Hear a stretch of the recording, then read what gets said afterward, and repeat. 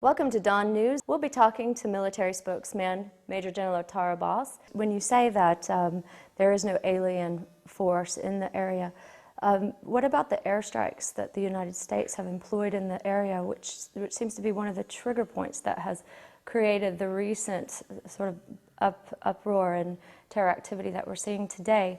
How does the military respond, and is there a frustration within the military towards the United States because the military had said no to the airstrikes?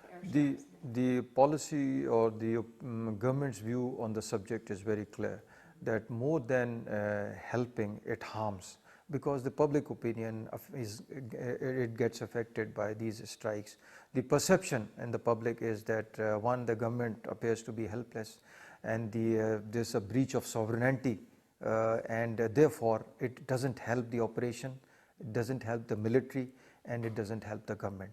And also, as I said, that how crucial is the public opinion in the area of operation. We are fighting against an organization, we are targeting an organization, but there is a huge public present there in shape of tribes. Tribal people are living there. Now, we don't want the whole tribe up in arms against us. We don't want that line to diminish, which divides the tribe at large and the militant component of that area. We are there to eliminate the militant component of that area. We are not fighting against the tribe. Neither we would like that tribe to join the militant. So therefore, this is very important to understand that these kind of actions which these drone creates, this doesn't help neither the military operation nor the government. Rather, it is counterproductive. It makes the job difficult because it loses the public support in the local area of operation. It looks like the war came over the border to Pakistan as a displaced war of Afghanistan. The United States, were triumphant in what they assumed was a victory, and actually all they did was displace the war over the border into your country here in Pakistan, which you are now fighting. And the United States has put a lot of pressure to do more, do more, do more. And according to, you might correct me on these statistics, but according to statistics that I looked up, since 2001, 897 troops have died in the NATO forces in Afghanistan, and in this country, almost double, 2,000 people have died. So does the military feel slightly demoralized by this pressure to do more when they've lost almost twice as many? Absolutely. This mantra or allegation of do more is completely unjust and unfair. Seeing the sacrifices of the military and the people of the country and the huge economic loss which the country has suffered, if it still is not recognized or not accepted, then who has given this kind of performance or sacrifices? We have suffered a lot in the past. We are still in the operations against that, but we also feel that this kind of terrorism is badly affecting our country as well. I mean, we are losing our people in our cities and towns.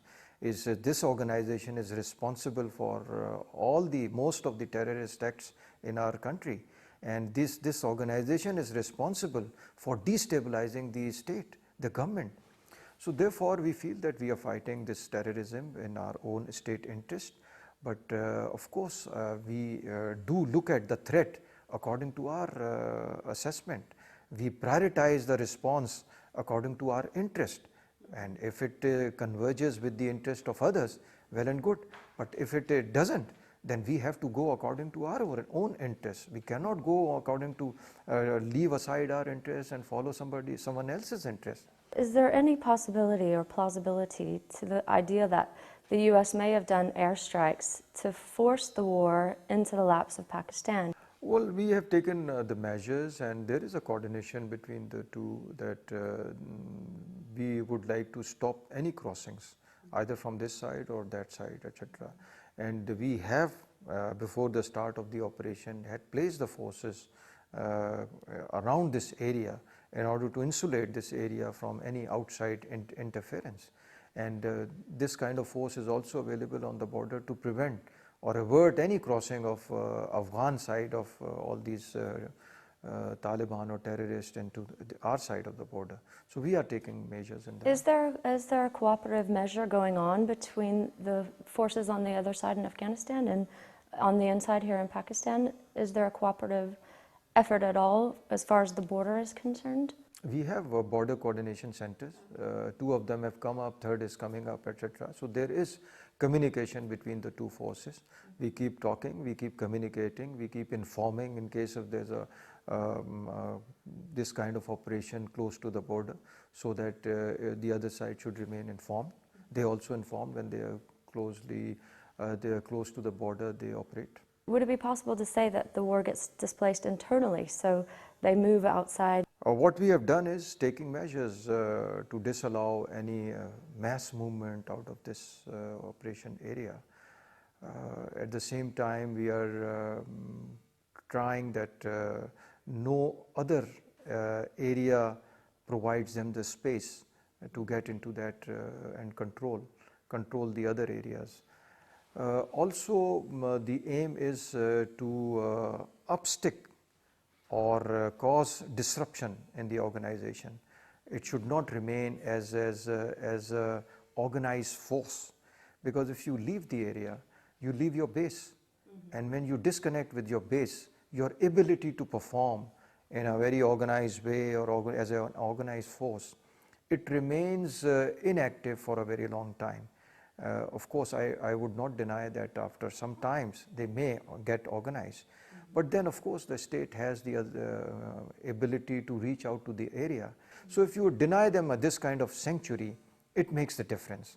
And for a long time, they would remain completely detached from this facility, which they have created in their area. It would make a huge difference. And symbolically also, if you see, if they are denied of this area, which was the main base or which was the stronghold of their organization. So I think it would make a huge effect on the organization's ability to strike or carry out the acts of terrorism. We'll continue our conversation, but it's time for another break. We'll be back. Keep watching Dawn News.